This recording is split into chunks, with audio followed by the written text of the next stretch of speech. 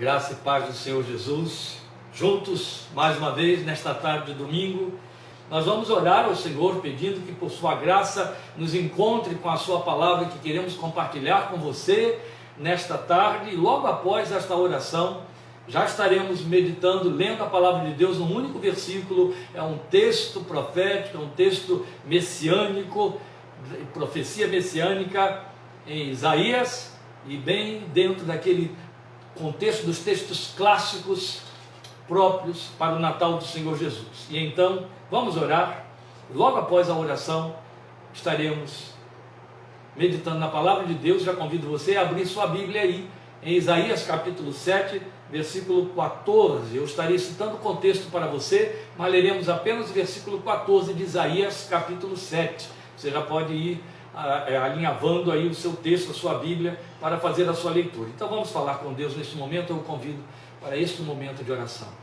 Obrigado, eterno Pai, por Cristo Jesus, teu Filho, em cujo nome chegamos à tua santa e augusta presença. Te exaltamos com gratidão em nossos corações por este reencontro com teus filhos, através da tua palavra, através destes instrumentos de mídia que tu nos permites acessar por tua graça e misericórdia, e rogamos que conduzas este tempo de meditação na tua palavra, porque queremos muito, meu Deus, que ela seja uma palavra de conscientização e preparatória para estes dias de celebração, quando o mundo, tão longe da realidade do seu significado, deturpa, corrompe completamente o sentido do Natal do Filho de Deus. Mas nós, teus servos, aqueles que nasceram de novo pela fé nesse Jesus que tu enviaste a este mundo, que nasceu por nós há mais de 2000 anos, Senhor, nós, por tua graça infinita, sabemos o verdadeiro sentido do Natal, o verdadeiro significado que a tua palavra nos traz sobre ele.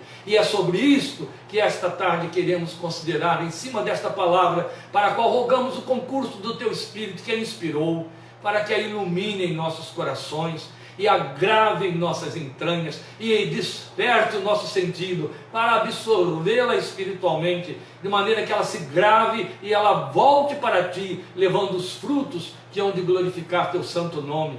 Por isso, meu Deus, cumpre a tua promessa, quando disseste na tua graça e fidelidade, que velas sobre a tua palavra para cumprir, que ela jamais voltará para ti vazia, antes prosperará para cumprir aquilo pelo que tu a tens enviado. E cumpre também tua bendita promessa quando disseste que quando 2 ou mais estivessem reunidos em teu santo nome, Filho de Deus, tu estarias aí entre eles. E aqui estamos nós, somos muitos, muitos mais que 2 ou 3, mas é certo que todos reunidos em teu santo nome e em torno da tua santa palavra, então abertos para perceber a tua presença entre nós. Dá-nos então os sentidos espirituais aguçados, ensina-nos e fala conosco, e faze por tua graça, promessa e misericórdia resplandecer sobre nós o teu rosto. Permite que à medida em que vamos meditando na tua palavra, ela vá sendo em tuas santas mãos instrumento de transformação, de libertação, de conforto, de consolo, de alívio, de esclarecimento para os corações que a percebam esta tarde, neste momento. Nós te suplicamos, na tua graça somente, esperando por meio de Cristo Jesus, Salvador nosso, e para o louvor de tua santa glória. Amém e amém. Pois aí está, meus irmãos, nós queremos neste momento convidar você para que possamos abrir a palavra de Deus em Isaías 7 e fazer a leitura do versículo 14. Nós esperamos que todos possam estar aí sem dificuldade. Estamos percebendo alguns aí com alguma dificuldade, mas a maioria está dizendo que o som está muito bom. Então, glória a Deus, vamos em frente. Isaías 7,14 é um texto clássico, é um texto que acho que a grande maioria dos filhos de Deus o conhece de cor. Eu vou lê-lo na minha versão, que é diferenciada, mas vou repeti-lo nas versões antigas, que é o que trazemos decorado, porque isso nos faz bem. E o texto de Isaías 7,14 declara para mim e para você, é o profeta falando para o rei Acaz: por isso o Senhor mesmo lhes dará um sinal. A virgem ficará grávida e dará à luz um filho, e o chamará Emanuel. Por isso o Senhor, mesmo o Senhor, lhes dará um sinal: eis que a virgem conceberá e lhes dará um filho, e o seu nome será Emanuel. Promessa bendita da palavra de Deus. Emanuel é como você tem o nome profético que foi dado a Jesus, por isso dizemos que aqui está uma das profecias messiânicas de Isaías, ela se emparelha especialmente, mas não só, com o capítulo 9, os versículos 1 e 2 em especial, versículo 2, Isaías 9, versículo 6, onde o profeta também traz uma revelação quase 8 séculos antes de Jesus nascer. Lembram? O povo que andava em trevas viu uma grande luz, e sobre os que habitavam na região da sombra da morte resplandeceu a luz. E no versículo 6 de Isaías 9, o texto dizendo classicamente para nós que um menino nos foi dado, um filho nos nasceu, nos foi dado, um menino nos nasceu, e o seu nome será Maravilhoso Conselheiro, Deus Forte, Pai da Eternidade, Príncipe da Paz. Aí está um conjunto de textos messiânicos em Isaías, profecias, apontando o Natal do Senhor Jesus. E hoje nós vamos nos ocupar com o significado profético e a consumação desse significado profético no nome que antecipadamente foi apresentado a Jesus, nome promessa, nome profecia, nome que apontava realização. Emanuel. Nossas versões todas colocam Emanuel. A pronúncia mais exata no hebraico seria Emanuel, para falar que Deus está conosco. Emanuel é o nome que Jesus recebeu profeticamente 8 séculos antes de encarnar. É o mais maravilhoso nome promessa e a mais bela promessa de Deus vertida em nome de que já se ouviu falar, por conta da significação de que está carregada, que não é pouca. Isaías 7,14 é uma dessas várias profecias messiânicas proferidas nesse tempo tão remoto. Já conta para nós quase 3 milênios. 800 anos antes de Jesus nascer, 730, para ser mais exato. Então, 2.750 anos nós temos aí de profecia proferida para falar de uma promessa que se cumpriu há mais de 2.000 anos atrás, séculos antes de seu cumprimento na encarnação do Filho de Deus, Cristo Jesus. Quando narrou o nascimento de Jesus, Mateus, evangelista, aí já estamos falando da narrativa da encarnação, foi lá tomar esta profecia de Isaías para poder dizer o que estava acontecendo ali. E então ele pega exatamente o texto de Isaías 7,14 para dizer que estava se cumprindo a profecia de que um Filho de Deus nasceria de uma virgem, como todos nós conhecemos o nascimento virginal de Cristo Jesus, o Senhor. Mas naquele momento, Mateus deu tradução para a palavra hebraica Emanuel e disse exatamente que quer dizer Deus conosco. O verbo ser e estar, no hebraico ele ficou oculto. E por isso você pode traduzir sem nenhuma dificuldade, Deus está conosco, como traduziriam os rabinos. Este é o significado de Emanuel, Deus está conosco. Agora não há mesmo como dissociar esse texto clássico do Natal de Jesus Cristo, de Isaías 9:2, que eu recitei para vocês, Isaías 9:6, porque os estudiosos consideram todas essas passagens aí de Isaías 7, Isaías 8, Isaías 9, como sendo as profecias do Emanuel. E então em Isaías 9, ele ainda está falando do Emanuel, e vai dar desdobramentos de outros títulos, promessas do Emanuel, lá naquele texto do versículo 6 que acabamos de citar. Seu nome será Maravilhoso Conselheiro, Deus Forte, Pai da Eternidade, Príncipe da Paz. E nós conhecemos essa gloriosa promessa e a sua realização no nascimento do Filho de Deus. Mas qual a magnitude desta promessa e em que sentido ela se cumpre em Jesus? Porque é evidente, já citamos aqui, Mateus toma imediatamente a promessa, a profecia de Isaías 7,14, para dizer que ela está se cumprindo no nascimento daquela criança que foi anunciada nascendo em Belém, Belém do Judá, conforme a profecia de Miqueias havia anunciado, que ele nasceria em Belém. Então nós vamos começar por entender o contexto e o sentido do nome. Em que momento esta profecia para ter este nome foi dada? Foi num momento muito crítico para o povo de Judá. Vocês devem lembrar que Jesus nasce da família de Davi, da tribo de Judá. E o reino de Israel a essa altura, depois de Salomão, tinha sido dividido em dois grupos. 10 tribos que formaram a nação do norte, Israel, depois dos dias de Roboão, filho de Salomão, e 2 tribos que ficaram fiéis à casa de Davi, Judá e Benjamim, que receberam o nome de Reino de Judá, onde ficou a capital Jerusalém e prevaleceu assim séculos e séculos e milênios depois. O reino de Judá, ainda que fosse mais rico, mais poderoso em artefatos de guerra e mais rico em termos financeiros, ele era menos adestrado e menos preparado em quantidade de gente. É evidente, se você tem 10 tribos ao norte e 2 tribos formando um reino na nação, as 10 tribos ganham em número garantidamente, de longe. E elas ficaram rivalizando durante muito tempo.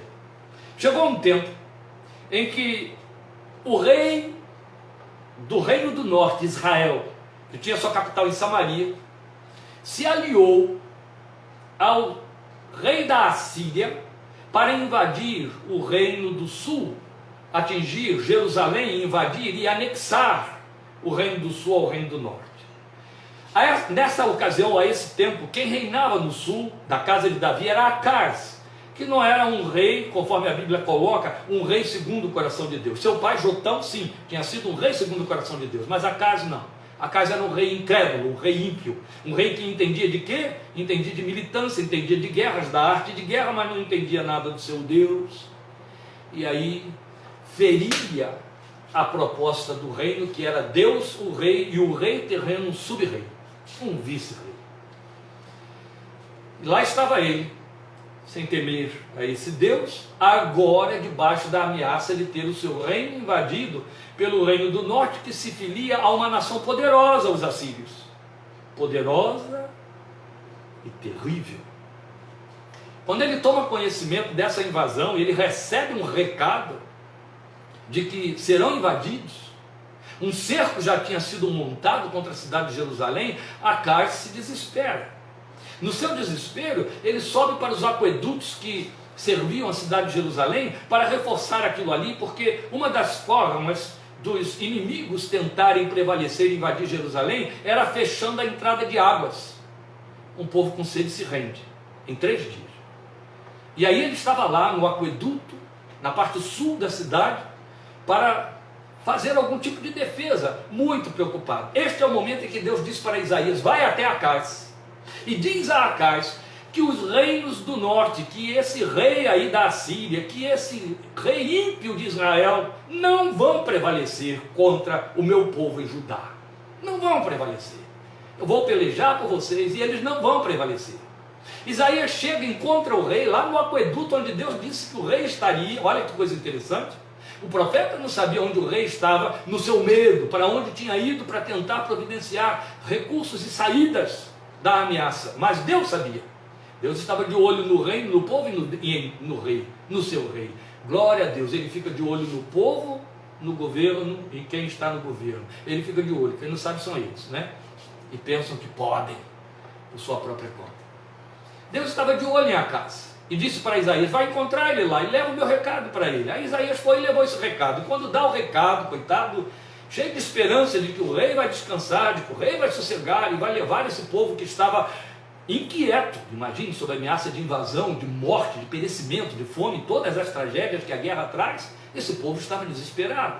Isaías leva uma mensagem de paz. Eu não li para você, mas o versículo 4 registra para nós exatamente os termos em que Deus manda Isaías falar para o rei. Diga a ele, versículo 4 diz: tenha cuidado, acalme-se, não tenha medo, que o seu coração não desanime por causa do furor destes restos de lenha fumegantes. Foi o título desdenhoso que Deus deu para os 2 reis, Rezim, a Síria, e o filho de Remalias.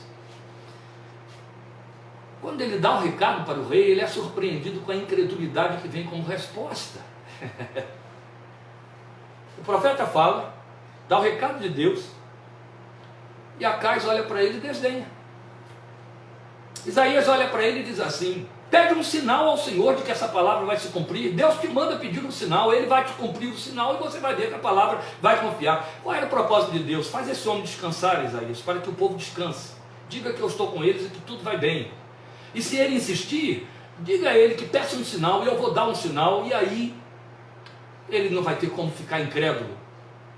Aí Isaías chega para ele e diz: olha, Deus mandou você pedir um sinal para confirmar no seu coração essa palavra e você descansar. O rei olha para ele e diz: eu não vou pedir sinal nenhum. Isaías se enfurece. Isaías chega para ele e diz: não é pouco que vocês já aborreçam a Deus com os seus pecados, que o enfadem com os seus pecados, agora também querem enfadar com a sua incredulidade. Então Deus mesmo, aí vem o versículo 14, Deus mesmo lhes dará um sinal. A virgem conceberá, dará à luz um filho, e o seu nome será Emanuel. Essa é a história do versículo 14 que acabamos de ler. E aqui eu tenho algo interessante para dizer a você, muito interessante. É o fato de que Deus disse através de Isaías que Acais podia pedir o sinal que quisesse, porque Acais reforçou, endureceu o seu coração na incredulidade. Deus disse: está bem, você não quer pedir um sinal? Eu então vou dar um sinal, glória a Deus, porque Acais endureceu o coração, e aí Deus resolveu ele mesmo dar um sinal, porque pense comigo, que sinal Acais pediria? Um rei incrédulo, terreno, do terra a terra, do dia a dia, faria como os crentes que vivem aí em busca de resposta de promessas. Ó Senhor, manda que o sol escureça, ó, manda que a chuva caia agora, que tenha orvalho ali, que não tem orvalho acolá. Coisas pobres, pequenas do dia a dia. Era isso que ele pediria e Deus cumpriria. Mas porque ele endureceu o coração dele, Deus assumiu dar o sinal, e aí deu um sinal que serviria para o povo, não mais para ele, mas para o povo e para a casa de Davi, no cumprimento da promessa. Nascerá um filho de uma virgem que conceberá virgem, e o nome dele será Emanuel. Deus está conosco. Só que Acais, seu povo, sua geração, ninguém veria nada disso, mas eu, você, os que nos precederam, os que virão depois de nós, glória a Deus, nós todos estamos experimentando, temos experimentado e vivido a bênção gloriosa do cumprimento deste sinal. Jesus nasceu, Deus conosco, Ele encarnou, desceu a este planeta, entrou no nosso quintal, tomou a nossa forma, nascendo do ventre de uma mulher virgem. E Deus então se fez presente neste planeta, cumprindo o sinal que Deus deu a Acais, que Acais não viu, nem ouviu falar. Os que conseguem crer numa profecia exclusiva, que está assim, entalada lá dentro do texto da carta de Pedro, segunda de Pedro, quando o texto de Pedro diz que Jesus, ao descer, depois que morreu, foi e pregou aos espíritos que estavam em prisão. Os que creem que isso se cumpriu de forma muito literal podem entender assim: Jesus foi lá e lá estava Acais, os espíritos em prisão, os que tinham morrido. Alguns creem assim. Foi lá e encontrou Acais e disse: aqui ó, eu vim, viu? Eu cumpri a profecia de Isaías, eu encarnei, eu cumpri a promessa, eu resgatei todo mundo com o sangue, minha vida que eu dei na cruz, e a promessa foi cumprida. Pregou para os espíritos em prisão. Se essa profecia, se essa palavra de Pedro pode ser entendida de forma tão literal, ela se cumpriu dessa maneira. Lá estava Acais, e Acais ouviu o próprio Jesus dizendo: aqui o Emanuel, ele chegou, ele está aqui. Olha, se isso aconteceu dessa maneira ou não, não importa. O que importa é saber que a cristandade das nossas gerações há centenas de anos estabeleceu uma data fictícia para comemorar o cumprimento do Deus conosco, o nascimento de Jesus, 25 de dezembro.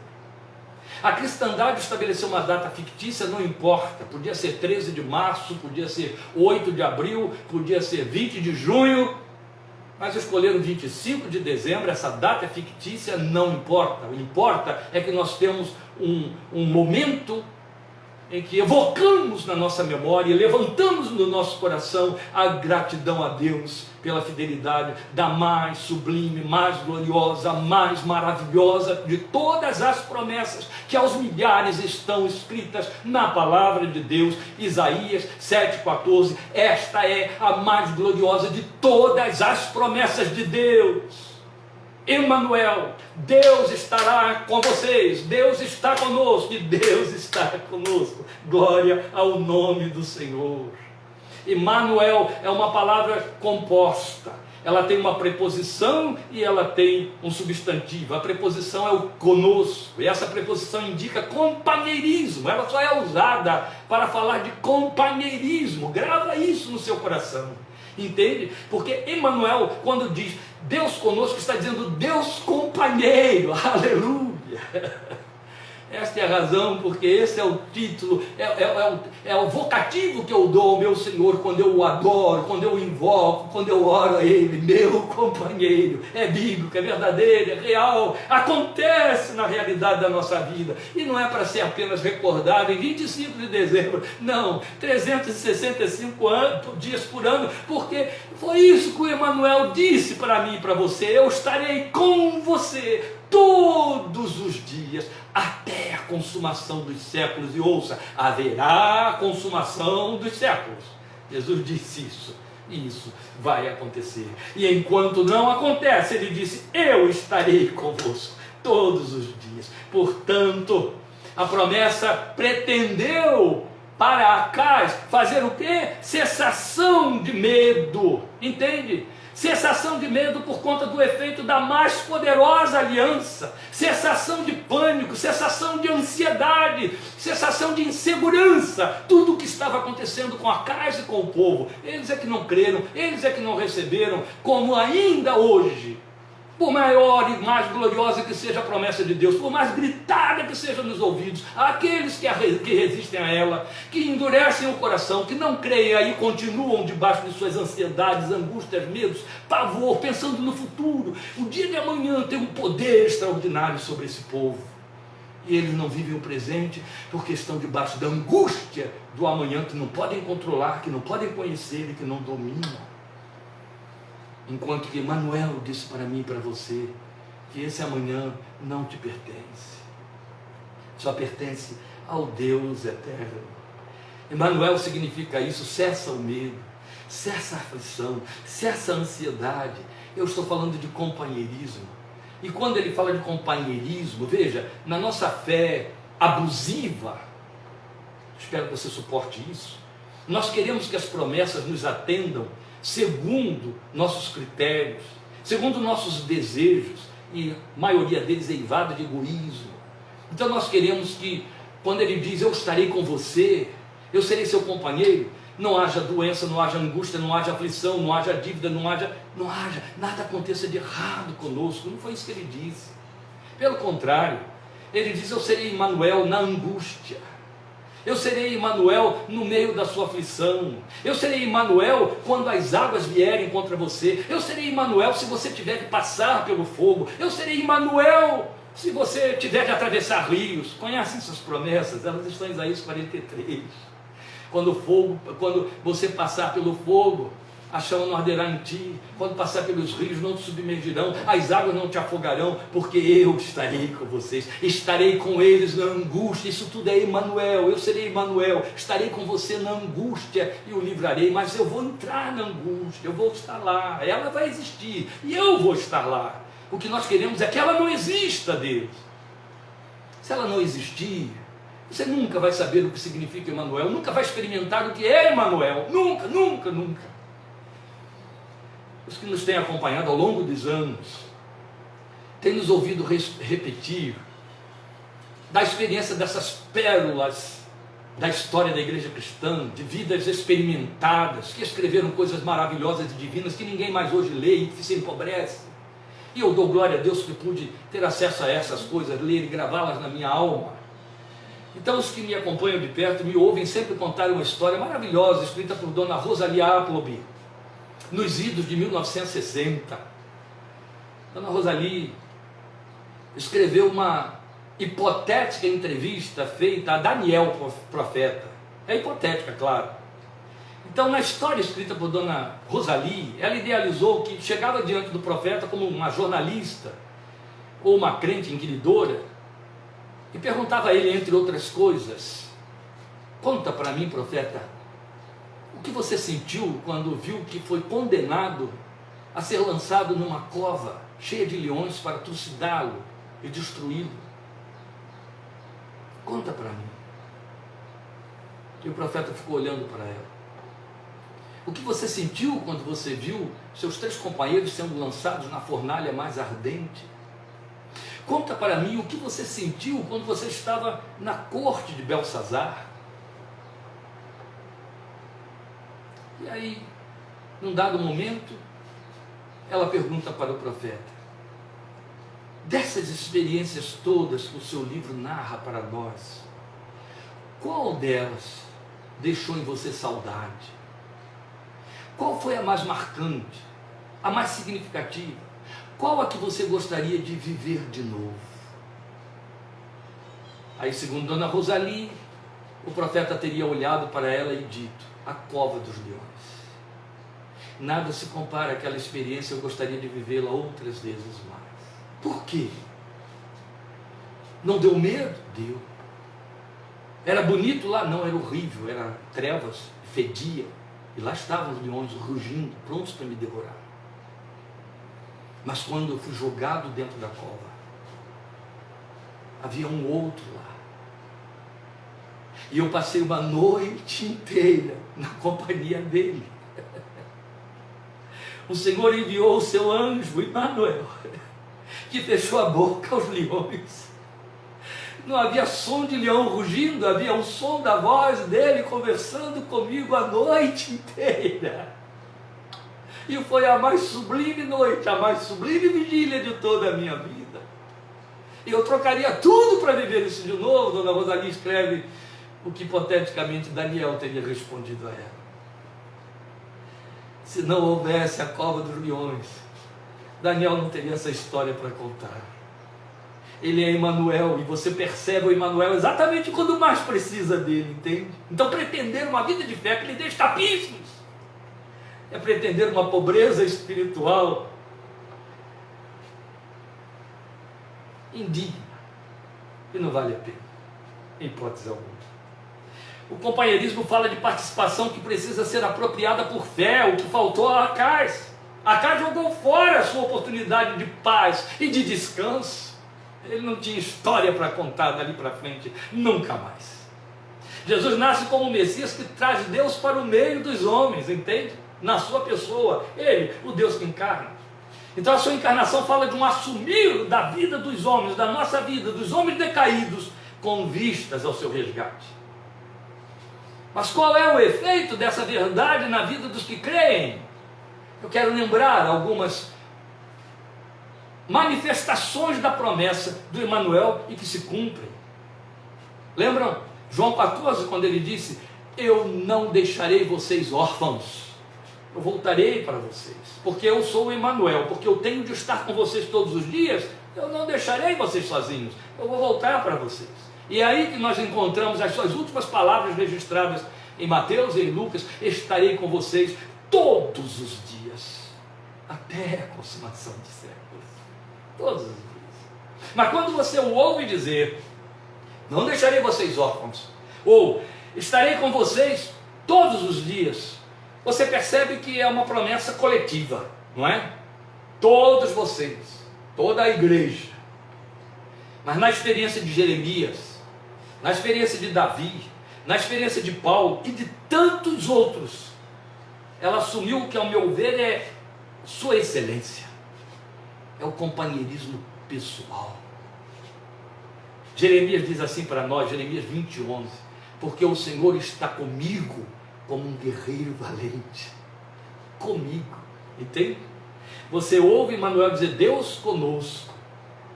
E quando isso se traduz na vida de fé de um crente, de um cristão, adquire um significado de intimismo, de apropriação, de particularidade, sem comparação. O Senhor está comigo como um guerreiro valente. Em Filipenses, Paulo escreve e diz assim: perto está o Senhor. Quando você lê a história de Jacó indo para a terra de Padã Arã, ele dorme, tem um sonho, e o texto de Gênesis conta para nós: perto dele estava o Senhor. Que lindo! E só Jacó que não sabia disso, mas lá estava. Lá estava. Depois nós temos Davi, essa experiência dessa presença divina tão junto, tão particularizada. Lembram de Paulo, lá nos porões do navio, que naufragou quando ia para Roma? Ele chega para aqueles homens desesperados no meio do naufrágio e diz: não temam, porque é isso que a presença do Emmanuel faz. Tira o temor, tira o pânico, tira a ansiedade, tira a insegurança e dá paz. Não temam, ninguém vai perecer, porque esta mesma noite o anjo de Deus, a quem eu pertenço, a quem eu sirvo, esteve comigo. Emmanuel, Ele está sempre junto, Ele está sempre junto, Ele está sempre junto. Glória seja o seu nome. É assim que acontece. Mas a promessa, meus queridos, ela teve um hiperdimensionamento, quando Emmanuel passou a ser em nós, mais do que conosco. Entende? Cristo em vós, Paulo diz.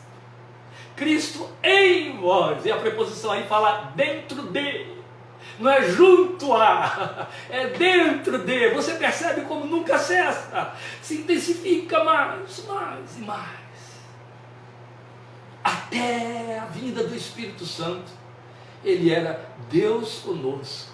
A partir do momento em que o Espírito de Deus compôs a igreja, encheu a igreja, como prometeu o Emmanuel encarnado, Jesus Cristo Senhor, Ele se tornou Deus em nós. Cristo em vós, a esperança da glória. Paulo disse em Colossenses 1:27. E aí, isso é mais do que conosco. É onde nós devemos voltar à abençoada palavra de Deuteronômio 33:12. Eu digo voltar porque há poucos dias estivemos ministrando sobre ela.